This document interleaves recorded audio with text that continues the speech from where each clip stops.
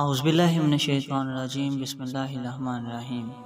السلام علیکم دوستو، میں حمزہ ابن حسین اور آپ دیکھ رہے ہیں مسلم زیج۔ رب کریم میرے بابا جان کی بخشش و مغفرت فرمائے، آمین۔ خالد رضی اللہ تعالیٰ عنہ کا گھوڑا خرامہ مدینے کی طرف چلا جا رہا تھا، مگر خالد رضی اللہ تعالیٰ عنہ کا ذہن پیچھے کو سفر کر رہا تھا۔ انہیں اس وقت جب قریش انتقام کی اسکیم بنانے کے لیے اکٹھے ہوئے تھے، ایک ایک لفظ جو کسی نے کہا تھا سنائی دے رہا تھا۔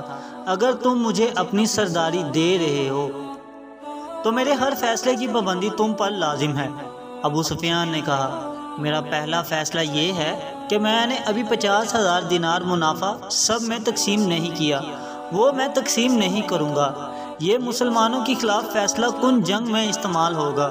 مجھے اور میرے خاندان کو یہ فیصلہ منظور ہے۔ سب سے پہلے خالد رضی اللہ تعالیٰ عنہ نے کہا، پھر منظور ہے، ایسا ہی کرو، منظور ہے کی آوازیں اٹھیں۔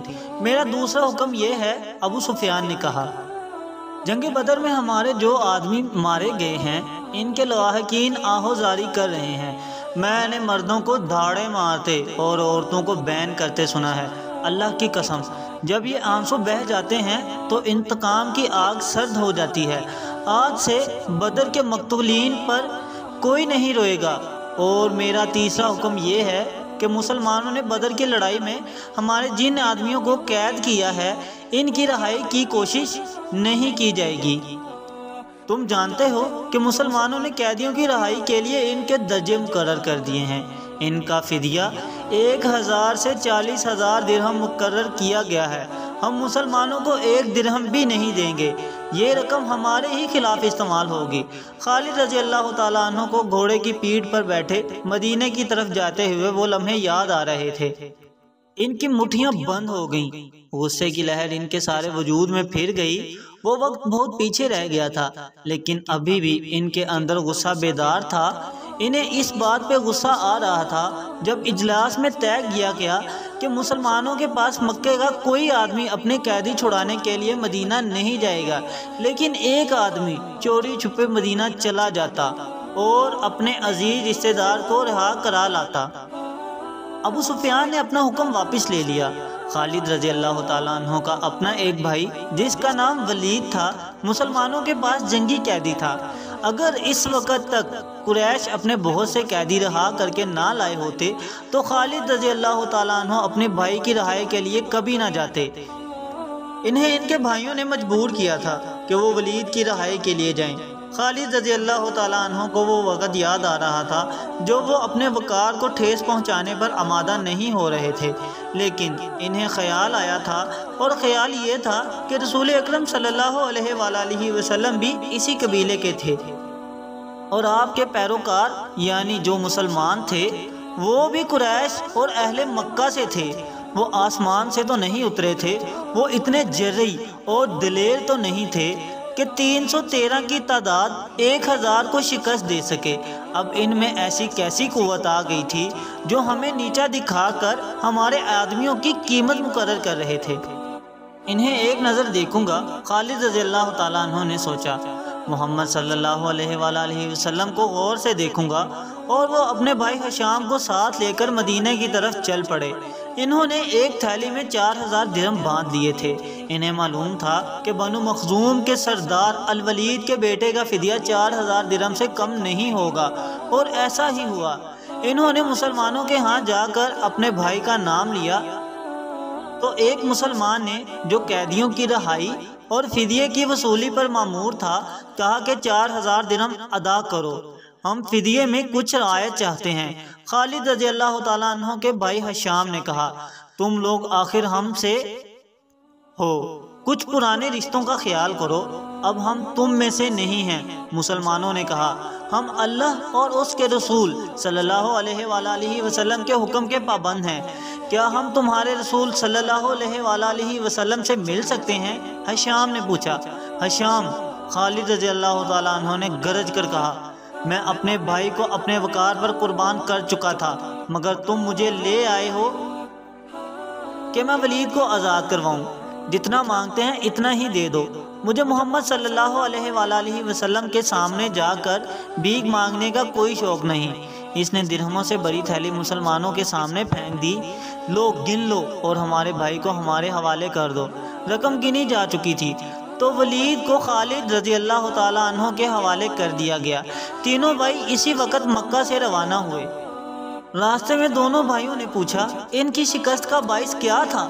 انہیں توقع تھی کہ ولید جو ایک جنگجو خاندان کا جوان تھا، انہیں جنگی فہم و فراست اور حرب و ضرب کے طور طریقوں کے مطابق مسلمانوں کی جنگی چالوں اور ان کی خوبیاں اور اپنی خامیاں بتائے گا، مگر ولید کا انداز ایسا اور اس کے ہونٹوں پر مسکراہٹ ایسی تھی جیسے اس پر کوئی پراسرار اثر ہو گیا ہو۔ ولید کچھ تو بتاؤ، خالد رضی اللہ تعالیٰ عنہ نے پوچھا۔ ہمیں اپنی شکست کا انتقام لینا ہے۔ قریش کے تمام سردار اگلی جنگ میں شامل ہو رہے ہیں۔ ہم ارد گرد کے تمام قبائل کو بھی ساتھ ملا رہے ہیں، وہ مکہ میں جمع ہونا شروع ہو گئے ہیں۔ سارے عرب کو اکٹھا کر لو خالد، ولید نے کہا۔ تم مسلمانوں کو شکست نہیں دے سکو گے۔ میں نہیں بتا سکتا کہ محمد صلی اللہ علیہ وآلہ وسلم کے ہاتھ میں کوئی جادو ہے یا ان کا نیا دین اور عقیدہ سچا ہے۔ کیا بات ہے کہ میں نے ان کا قیدی ہوتے ہوئے بھی انہیں ناپسند نہیں کیا۔ پھر تم اپنے قبیلے کے غدار ہو، ہشام نے کہا۔ غدار ہو یا تم پر ان کا جادو اثر کر گیا ہے۔ وہ یہودی پیشوا ٹھیک کہتا تھا کہ محمد صلی اللہ علیہ وآلہ وسلم کوئی نیا دین یا کوئی نیا مذہب نہیں لائے، اس کے ہاتھ میں کوئی جادو آ گیا ہے۔ معاذ اللہ، جادو ہی تھا، ورنہ بدر میں قریش شکست کھانے والے نہیں تھے، خالد رضی اللہ تعالیٰ عنہ نے کہا۔ ولید جیسے ان کی باتیں سن ہی نہیں رہا تھا، اس کے ہونٹوں پر تبسم تھا۔ وہ مڑ مڑ کر مدینے کی طرف دیکھ رہا تھا۔ مدینے سے کچھ دور ذی الحلیفہ نام کی ایک جگہ ہوا کرتی تھی۔ تینوں بھائی وہاں پہنچے تو رات گہری ہو چکی تھی۔ رات گزارنے کے لیے وہ وہیں رہ گئے۔ صبح آنکھ کھلی تو ولید غائب تھا، اس کا گھوڑا بھی وہاں نہیں تھا۔ خالد رضی اللہ تعالیٰ عنہ اور ہشام سوچ سوچ کر اس نتیجے پر پہنچے کہ ولید واپس مدینے چلا گیا ہے۔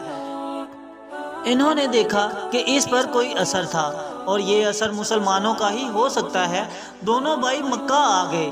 چند دنوں بعد انہیں مکہ میں ولید رضی اللہ تعالیٰ عنہ کی زبانی پیغام ملا کہ اس نے محمد صلی اللہ علیہ وآلہ وسلم کا سچا دین قبول کر لیا ہے، اور وہ آپ صلی اللہ علیہ وآلہ وسلم کی شخصیت اور باتوں سے اتنا متاثر ہوئے کہ انہوں نے اسلام قبول کر لیا۔ مورخین لکھتے ہیں کہ ولید بن الولید رسول اکرم صلی اللہ علیہ وآلہ وسلم کے منظور نظر رہے۔ انہوں نے مذہب میں بھی اور کفار کے ساتھ معرکہ آرائی میں بھی اپنا نام پیدا کیا۔ خالد رضی اللہ تعالیٰ عنہ کو اس وقت بہت غصہ آیا تھا۔ ایک تو بھائی گیا، دوسرا 4000 درہم بھی گئے، کیونکہ قریش اور مسلمانوں کے درمیان خونی دشمنی پیدا ہو چکی تھی، اسی لیے مسلمانوں نے یہ رقم واپس نہ کی۔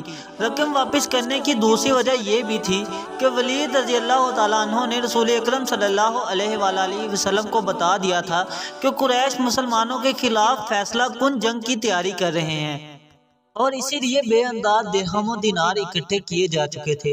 خالد رضی اللہ تعالیٰ عنہ مدینے کی طرف چلے جا رہے تھے۔ انہیں افق سے ایک کوہان ابری نظر آ رہی تھی۔ خالد رضی اللہ تعالیٰ عنہ جانتے تھے کہ یہ کیا ہے۔ یہ احد کی پہاڑی تھی جو مدینے سے 4 میل شمال میں تھی۔ اس وقت خالد رضی اللہ تعالیٰ عنہ ریت کی ایک بڑی لمبی اور اونچی ٹیکری پر چلے جا رہے تھے۔ احد احد، خالد رضی اللہ تعالیٰ عنہ کے ہونٹوں سے سرگوشی نکلنے لگی اور انہیں اپنی للکار سنائی دینے لگی، میں ابو سلیمان ہوں، میں ابو سلیمان ہوں۔ اس کے ساتھ ہی اسے ایک خونریز جنگ کا شور و غل اور سینکڑوں گھوڑوں کے ٹاپ اور تلواروں کے ٹکرانے کی آوازیں سنائی دینے لگیں۔ خالد رضی اللہ تعالیٰ عنہ یہ جنگ لڑنے کے لیے بے تاب تھے اور انہوں نے یہ جنگ لڑی بھی۔ خالد رضی اللہ تعالیٰ عنہ کا ذہن پیچھے ہی ہٹتا گیا۔ 4 ہی سال پہلے کا واقعہ تھا۔ مارچ 625 عیسوی شوال 3 ہجری کے مہینے میں قریش نے مدینے پر حملہ کرنے کے لیے جو لشکر تیار کیا تھا وہ مکہ میں اکٹھا ہو چکا تھا۔ اس کی کل تعداد 3000 تھی۔ اس میں 700 افراد نے زرہ پہن رکھی تھی جو گھڑ سوار اور تیر انداز تھا۔ اس کی بہن بھی اس لشکر میں ساتھ جا رہی تھی۔ اس کے علاوہ 14 عورتیں اس لشکر کے ساتھ جانے کے لیے تیار تھیں۔ ان میں ابو سفیان کی بیوی ہند بھی تھی۔ عمرو بن العاص اور ابو جہل کے بیٹے اکرمہ کی بیویاں بھی شامل تھیں۔ باقی سب گانے بجانے والیاں تھیں۔ سب کی آواز میں سوز تھا اور ان کے ساز دف اور ڈھولک تھے۔ ان عورتوں کا جنگ میں یہ کام تھا کہ جوشیلے اور جذباتی گیت گا کر سپاہیوں کا حوصلہ بلند رکھیں اور ان کی یاد تازہ کرتی رہیں جو جنگ بدر میں مارے گئے تھے۔ خالد رضی اللہ تعالیٰ عنہ کو افریقہ کا ایک حبشی یاد آیا جس کا نام وحشی بن حرب تھا۔ وہ قریش کے ایک سردار جبیر بن مطعم کا غلام تھا۔ وہ دراز قد، سیاہ رنگ اور طاقتور تھا۔ اس نے برچھی مارنے کے فن میں شہرت حاصل کی تھی۔ اس کے پاس افریقہ کی بنی ہوئی برچھی تھی۔ اس کا افریقی نام کچھ اور تھا۔ اسے عربی نام جبیر نے اس کی جنگی کمالات دیکھ کر دیا تھا۔ بن حرب کو سے کچھ دیر پہلے جبیر بن مطعم نے اسے کہا، مجھے اپنے چچا کے خون کا بدلہ لینا ہے، شاید مجھے موقع نہ مل سکے۔ میرے چچا کو بدر کی لڑائی میں محمد صلی اللہ علیہ وآلہ وسلم کے چچا حمزہ رضی اللہ تعالیٰ عنہ نے قتل کیا تھا۔ اگر تم حمزہ رضی اللہ تعالیٰ عنہ کو قتل کر دو تو میں تمہیں آزاد کر دوں گا۔ حمزہ میری برچھی سے قتل ہوگا یا میرے آقا؟ وحشی بن حرب نے کہا۔ یہ وحشی غلام تھا۔ اس طرف دوستو آج کے لیے اتنا ہی۔ اگر اس ویڈیو میں مجھ سے کوئی غلطی یا کوتاہی ہوئی ہو تو رب کریم مجھے معاف فرمائیں۔ بے شک اللہ معاف کرنے والے ہیں۔ انشاءاللہ بہت جلد ایک نئی